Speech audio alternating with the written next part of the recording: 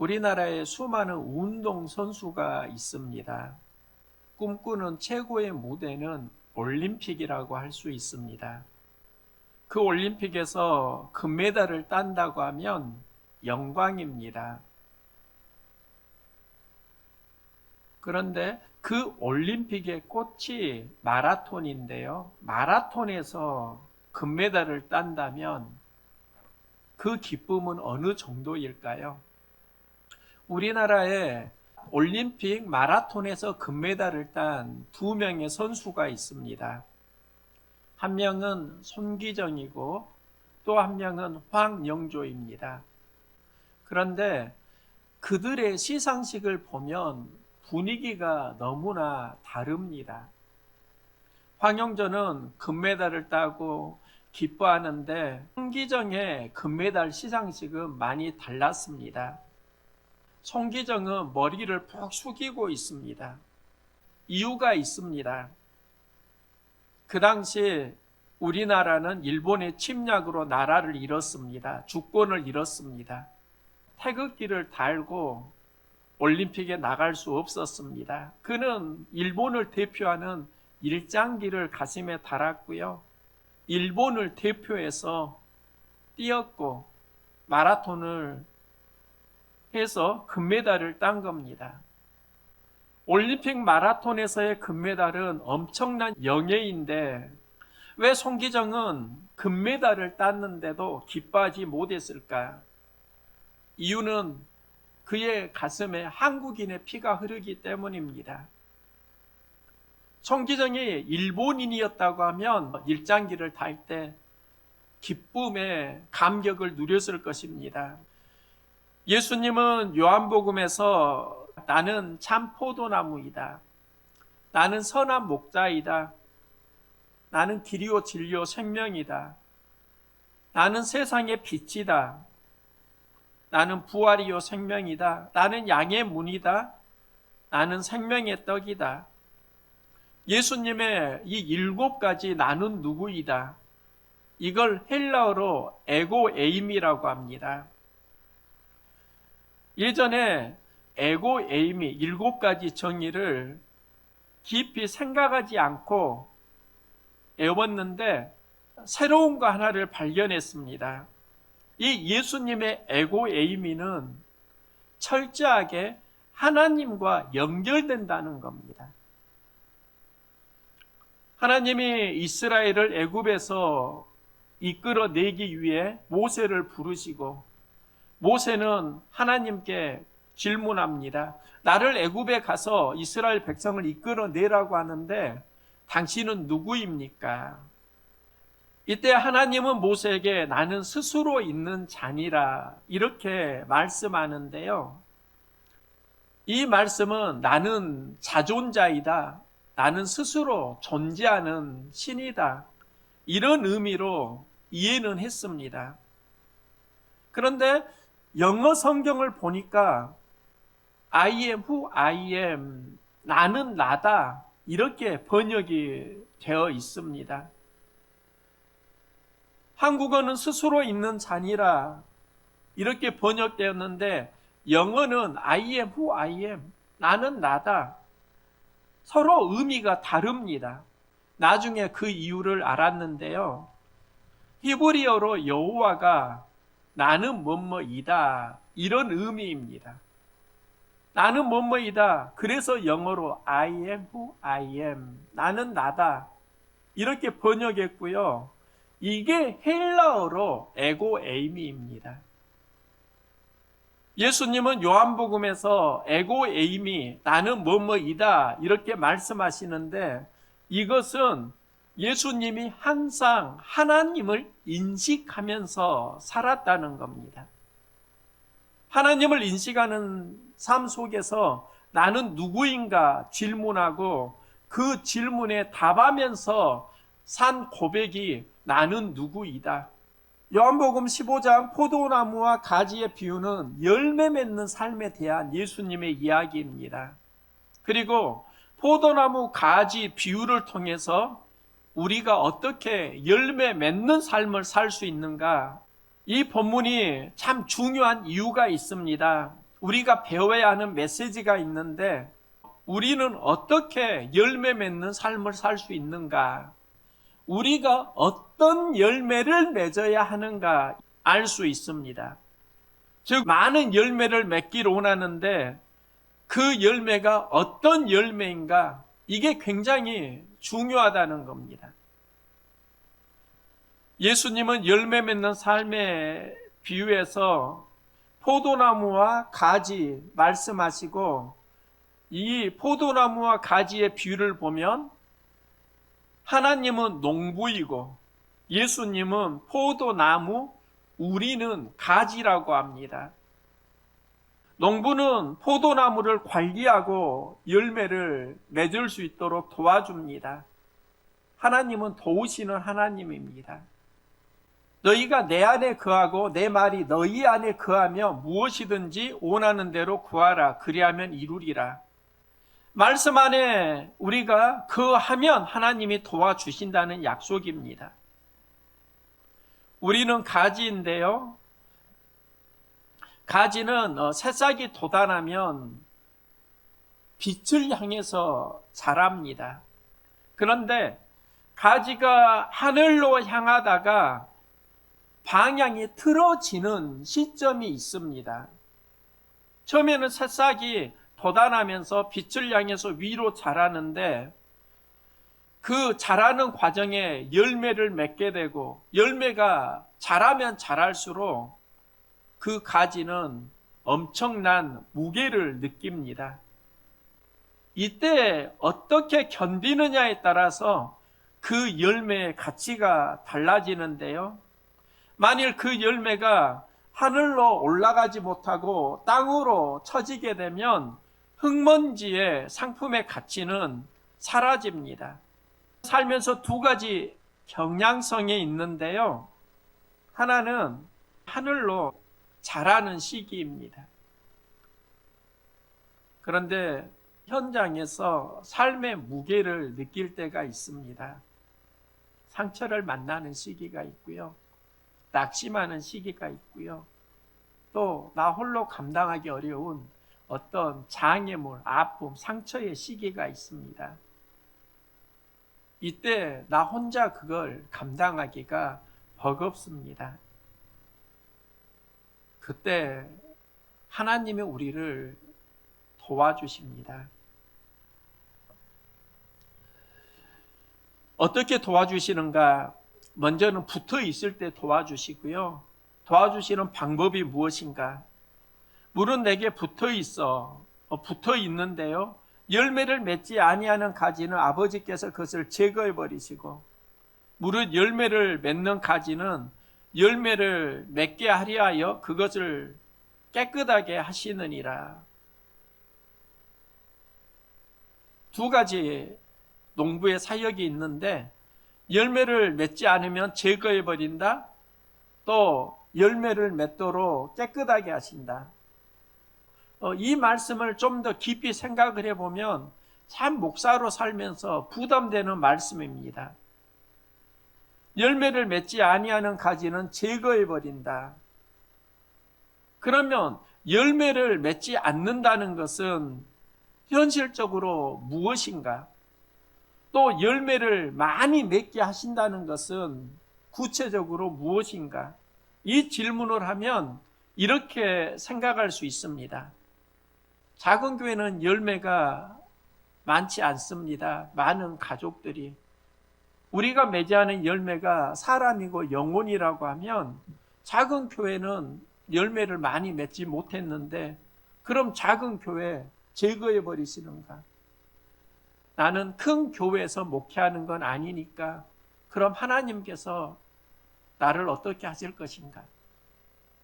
참 슬프고 우울한 이야기이고요. 또 하나는 큰 교회는 그럼 열매를 많이 맺는데 큰 교회는 더 성장하게 하시는가? 그럼 하나님은 어떻게 보면 불공평하신 분이 아닐까? 그런데 본문을 자세히 살펴보면은요, 제거해 버리다 이 언어가 아이로입니다. 아이로가 다른 본문에도 등장을 하는데요. 중풍병자에게 말씀하시되 일어나 내 침상을 가지고 집으로 가라. 여기에서 중풍병자에게 침상을 가지고 집으로 가라. 이 가지고가 아이로입니다. 이 말씀은 내 침상을 이제 내가 들어 올리고 집으로 가라는 의미입니다. 또 요한복음 5장에 일어나 내 자리를 들고 걸어가라. 38년 병자에게 예수님이 하신 말씀입니다. 내 자리를 들고, 여기서 들고가 아이로입니다. 그러면 이 아이로는 제거하다가 아니라 들고 가라는 의미입니다. 예수님이 제자들에게 아무든지 나를 따라오려거든 자기를 부인하고 자기 십자가를 지고 나를 쫓을 것이니라. 이 지고의 언어도 아이로이고요. 들어 올려서 감당하고 나를 따르라는 의미입니다. 그런데 포도나무와 가지 비유에서 아이로는 제거하다 이렇게 번역이 되어 있습니다. 브루스 윌킨슨과 데이빗 콥은 포도나무의 비밀에서 이 아이로를 다르게 해석합니다. 제거하다 이 의미도 있지만 바닥에 처진 가지를 다시 끌어올려준다 이렇게 이해를 합니다. 그리고 그러면 제거한다는 걸 어떻게 이해를 해야 하는가? 이때는 심판의 때라고 이해를 하고 있습니다. 그러면 본문을 다시 이해할 수 있습니다. 농부는 가지가 열매를 맺을 수 있도록 도와줍니다. 이게 하나님의 간절함입니다. 그런데 내가 도와도 그 가지가 열매를 맺질 못하고 하늘이 아니라 자꾸 땅의 성향으로 살아간다고 하면 심판의 때에 내가 너를 제거해 버리리라. 그래서 심판의 때 멸망, 죽어가는 삶이 아니라 하나님 말씀 안에서 붙어있는 삶을 살고 그 삶을 살면 하나님이 너를 들어 올려주신다, 도와주신다, 열매 맺을 수 있다 전하고 있는 것이지요. 예수님은 그래서 말씀합니다. 열매를 맺게 하려 하여 그것을 깨끗하게 하시느니라. 깨끗하게 하신다는 건 땅의 성향으로 가면서 먼지와 곰팡이가 피는데 그것을 다시 하늘로 올려주신다는 겁니다. 믿음으로 살려고 하면 두 가지 갈등을 합니다. 땅의 성향으로 가는 그 시점을 만나게 되고 이때 다시 하늘로 우리의 믿음이, 영적 관심이 전환되어야 합니다. 그런데 나 혼자는 내 힘으로는 땅으로 향하는 그걸 극복할 수 없다는 겁니다. 하나님을 만날 때 우리는 다시 하늘로 우리의 삶이 향하게 되고 여기에서 열매 맺는 삶을 살아가게 됩니다. 우리 안에 있는 땅의 성향이 하늘 성향으로 전환되기를 원합니다. 이게 열매 맺는 삶에서 굉장히 중요한데요.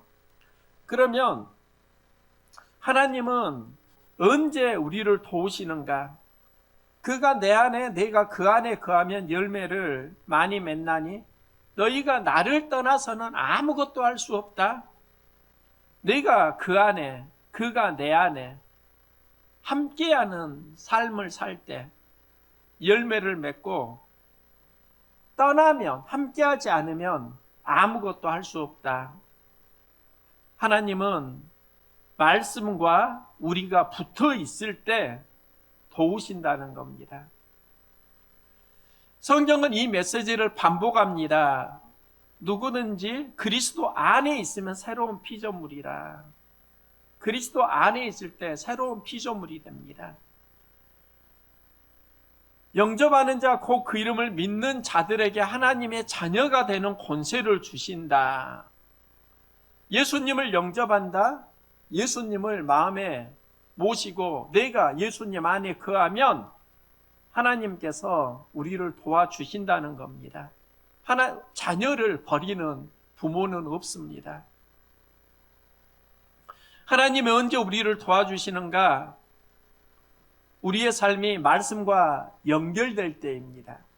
그래서 우리는 영적 전쟁을 할 때 말씀과 연결되면 우리는 위기의 상황에 이길 힘을 얻고, 말씀과 연결되지 않고 자꾸 땅의 성향으로 처지게 되면 우리의 영에 곰팡이, 먼지가 끼고, 그걸 극복하지 못하면 우리는 심판의 때 제거를 당하게 됩니다. 예전에 북한이 핵실험을 했습니다.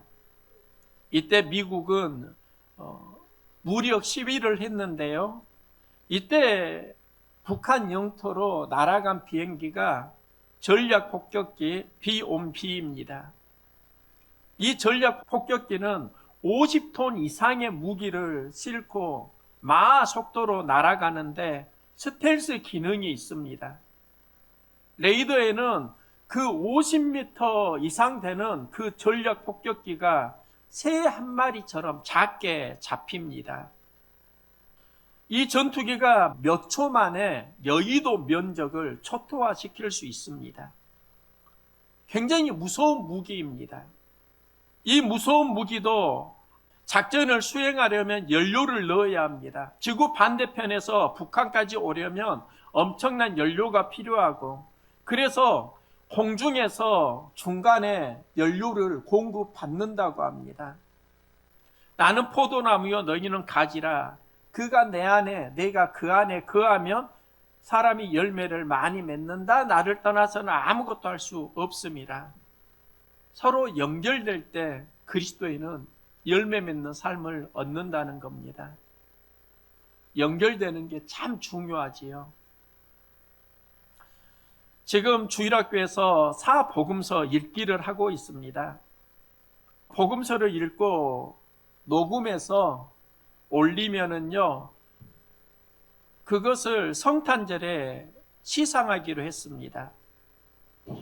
지금 주일학교에서 사복음서를 제일 먼저 읽은 아이가 준이입니다.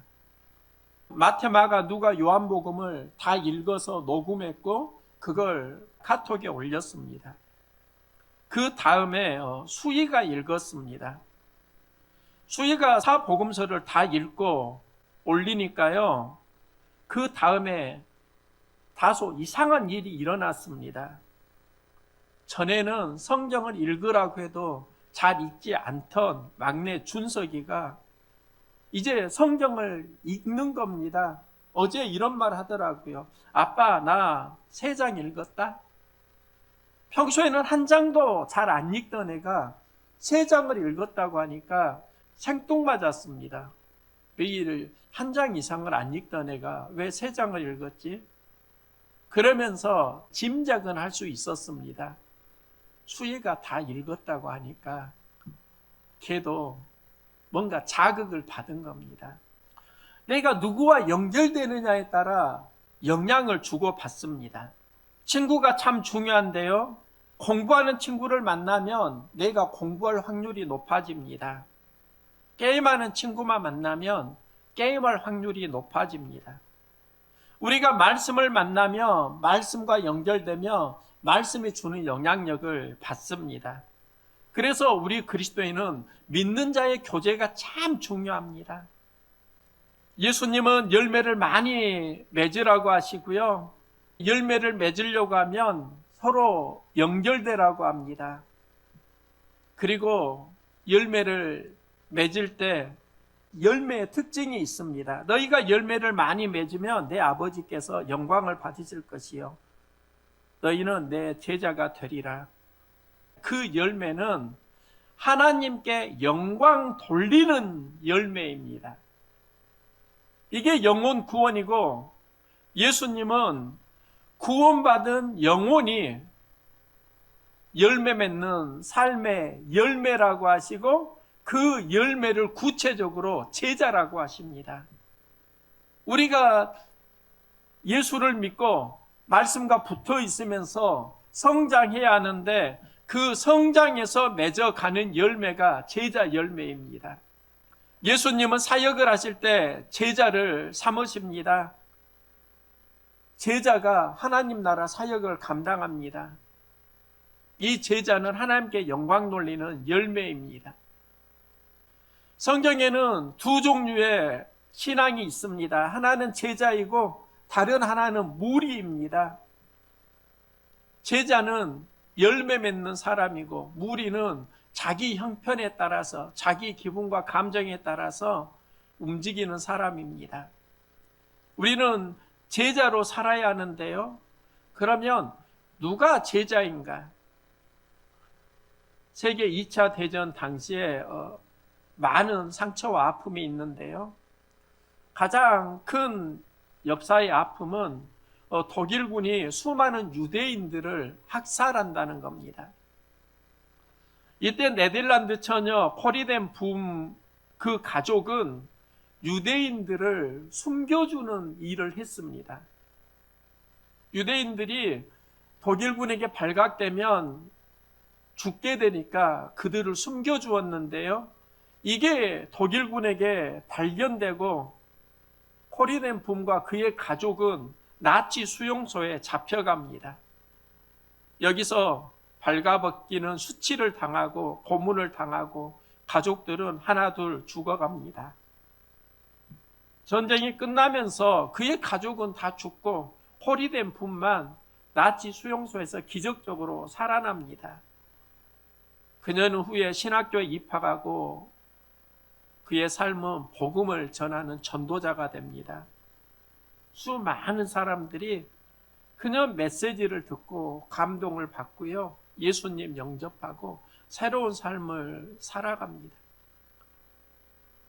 그녀가 어느 날 집회를 하면서 전쟁 이후에 수많은 사람들이 상처받고 치유가 필요해서 상처 회복의 메시지를 전하고 치유의 메시지를 전하고 강단에서 내려왔습니다.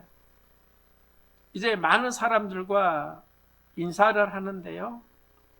그 사람들 중에 한 노 신사가 독일군 군복을 입고 앞에 서 있는 겁니다. 그 사람을 보고 소스라치게 놀랍니다.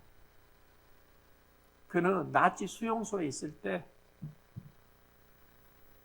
그의 가족을 고문하고 죽이고 자신에게 가장 큰 상처와 트라우마를 준 사람이었습니다. 코리덴 붐은 그를 보고 하나님께 고백합니다. 온 세상 사람들 다 용서할 수 있어도 이 사람만큼은 용서할 수 없습니다. 이때 하나님이 코리덴 붐에게 말씀합니다. 나는 너에게 용서할 마음이 있는가 없는가 묻는 거 아니다. 나는 그를 용서했으니 너는 그에게 나의 마음을 전하라. 너의 마음이 아니라 하나님의 마음을 전하라. 이것은 나의 명령이다. 우리는 두 가지 메시지에 영향을 받습니다. 하나는 상처 메시지가 있고요. 다른 하나는 제자 메시지가 있습니다.